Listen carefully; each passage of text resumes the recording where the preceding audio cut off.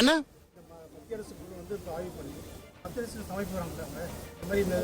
சரி, உங்கள்கிட்ட இதே கேள்வி நான் மாத்தி கேட்கிறேன். ராஜ்நாத் சிங் இப்ப லேண்ட் ஆகிறார் சார், மாநில அரசு ஹேண்டில் பண்ணதை நீங்க ஏத்துக்கிறீங்கன்னா கண்டிப்பா அரசியல் பேச மாட்டார். ஏன்னா இன்னைக்கு அவர் பாதுகாப்புத்துறை அமைச்சரா வர்றாங்க. நாளைக்கு பிரதமர் தமிழகம் வரும்பொழுது சார் திமுக ஹேண்டில் பண்றதை ஏத்துக்க மாட்டாங்க. அவங்க பிரைம் மினிஸ்டரா டிஃபென்ஸ் மினிஸ்டரா எந்த மாநிலத்தை விட்டு கொடுக்க மாட்டாங்க. ஏன்னா அதுதான் எங்களுடைய அரசியல். பொறுப்பில் இருப்பவங்க அப்படித்தான் இருக்கணும். உண்மையை நீங்கள் நானும் பேசலாம். நீங்கள் நானும் உண்மையை மறைக்காம மேக்கப் போடாம பவுடர் பூசாம உண்மையை பேசிக்கிட்டு இருக்கோம்.